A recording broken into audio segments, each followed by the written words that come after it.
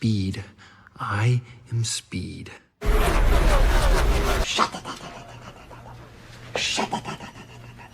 While theoretically a simple and straightforward power, super speed can be pretty difficult to depict well in movies or other mediums.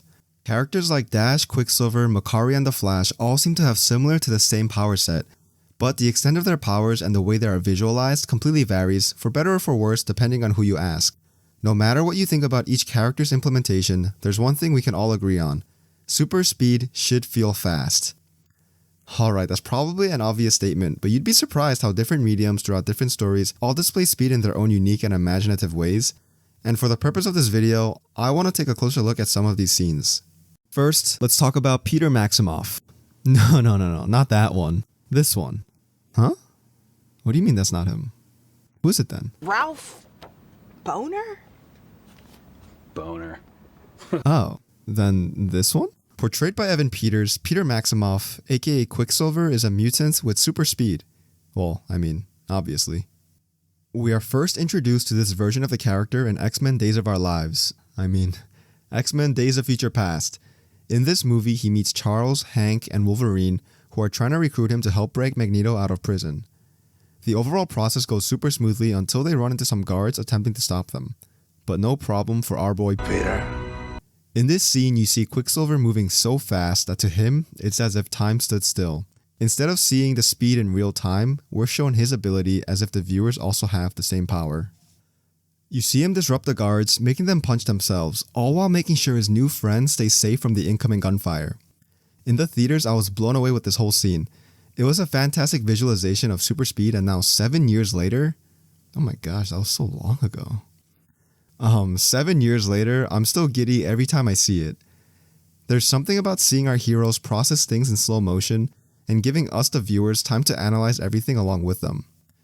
Although it's already been done before by Hammy in Over the Hedge, and Metro Man in Megaminds, and to a lesser extent, Tobey Maguire in Sam Raimi's Spider-Man, it's still an amazing visualization of speed, as long as it's done in moderation. And this particular scene itself does a phenomenal job of bringing us into the world of Peter. One of the few nitpicks I do have about this scene is, it seems less like Quicksilver is running super fast, but instead he's just moving quickly. Okay, that might not make any sense, so let me try again. It feels less like he's running fast, and more like he just slowed down time. Next, let's take a look at Dashel Robert Parr, aka Dash. He's voiced by Spencer Fox in the first movie, however was later replaced by Hulk Milner for the sequel 14 years later. Dash is an elementary school student who has a knack for getting himself into trouble. Due to the current state of the world, he and his family are forced to hide the fact that they have superpowers.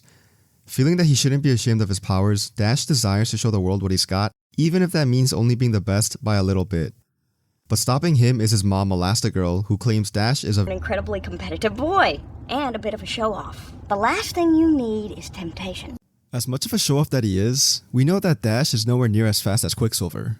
As far as we know, he's still a kid and hasn't fully realized the limits of his power, but due to the seemingly realistic limits of the heroes in the world of the Incredibles, he most likely won't be reaching those time-stopping feats at all. But that's a good thing. Showing a hero who isn't faster than the speed of sound, but still fast enough to run on water, is a limitation that works for a better viewing experience. One of my favorite parts of seeing super speed on the screen is, you probably guessed it, the speed part of it. I want to see my characters moving fast, and the Incredibles gives me what I want. In one of the first major action set pieces for our speedy character, Dash is seen dashing Oh, brother, this guy stinks! through the forest in order to run away from the bad guys. This scene is very different from the Quicksilver one, but The Incredibles still manages to visualize speed in a very fun and exciting way. Seeing the tree zip on by while Dash gets chased by men on giant fidget spinners is such a surreal experience, and this was a scene that made me a big fan of speedsters when I was younger. As he runs through the forest, which is pretty reminiscent of the forest run in The Last Jedi, you see Dash get flustered by oncoming bugs, cliffs, and just the chaos of it all. As opposed to Quicksilver, who was very calm and calculated, Dash is very excitable and chaotic. And oh my goodness, that running on water scene is just a work of art. Going from the fear of the unknown to that haughty chuckle, this scene is straight up perfection. We see a hero who is great at running, but just in a straight line. He can't seem to control his body with the pinpoint accuracy that others might be able to, and to me this makes it feel more like Dash is running fast, instead of moving quickly. Again, I know that doesn't really make any sense, but to me that makes sense, so whatever. A good example is during the track meet. You see Dash trailing in the race until the very end when he picks up the pace to get second. He isn't just turning his power on or off, he's accelerating faster. Well, I mean, I guess that's what accelerating means, but he's accelerating. He isn't slowing down time. He's running quickly through it. Again, that sounds smarter in my head than it actually does when I recorded it out loud. Quickly moving away from Dash, we have someone who is probably maybe 10,000 times the life experience. Makkari is a member of the Eternals, beings that were genetically created by Arisham, and they have the divine purpose to protect sentient life by stopping deviants from raining destruction. Now, while this movie has its own share of problems, I still love it despite the flaws. And part of the reason for that is due to how the movie displays each character's unique abilities, and mainly because of Gilgamesh. I think the depiction of Makkari's super speed is possibly the best I've ever seen. Lauren Ridloff does a fantastic job of portraying this deaf Eternal, who seemed to have been physically impacted by her constant sound barrier breaking power. Similar to the way The Incredibles depicts speed, Eternals takes it to the next level and holds no punches. I love the way that they make everything look super fast, the lack of sound, and there's so much tension every time she runs. Even seeing her fight is very different from the way Quicksilver, Flash, or even Dash does. Seeing Makkari go all out against a seemingly indestructible Icarus is a wonderful sight, and there's a satisfying impact happening on screen, and it's glorious. One scene I particularly enjoy is seeing Makkari take a note out of Speed's playbook from Sky High. It's just a shame that the Deviant also saw Sky High and took a note out of Will's playbook too. Now, Eternals is a long movie, and due to the large cast, Makkari doesn't have as many scenes as I'd like for her to have, but the few scenes she's in, she absolutely steals. Justice League is, it's a movie, and part of the centerpiece of that movie is none other than Barry Allen, played by Ezra Miller. Now let's talk about Ezra Miller. On the other hand, how about we don't talk about Ezra Miller? Barry Allen is just your average college student, except he has the Speed Force, which seems to have no limit in making Barry as fast as he wants or needs to be. Recruited by Bruce Wayne to join the Justice League, Flash teams up with the likes of Wonder Woman, Batman, Aquaman, and Superman. I wasn't the biggest fan of the Flash, especially when watching Joss Whedon's Justice League, but watching the Snyder Cut allowed me to enjoy the character more than I was expecting. The scene that everyone loves from this movie is pretty obvious why. In this scene, the heroes were too late, they failed, and you see each hero basically get evaporated. But not if Barry had anything to do with it. Using the Speed Force to quickly heal his wounds, Barry goes above and beyond to run past his limit to go back in time, running faster than the speed of light.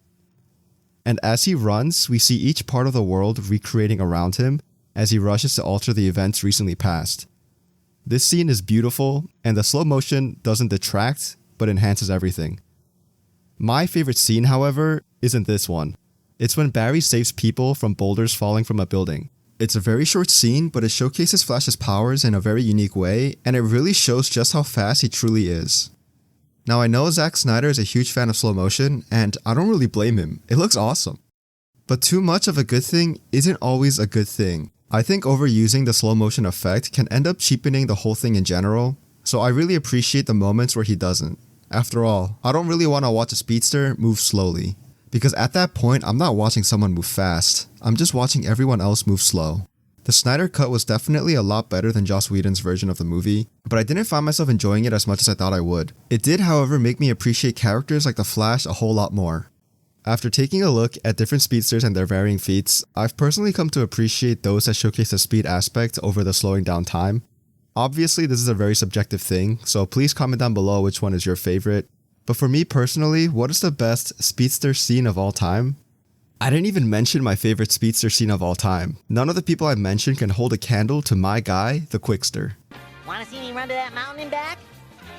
You wanna see me do it again? And finally, thank you so much to those that watched this video, especially to the end.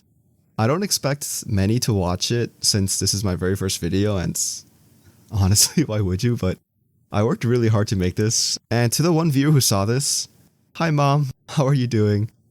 Anyways, please like, comment, and subscribe. Oh my gosh, I can't believe I actually said those words.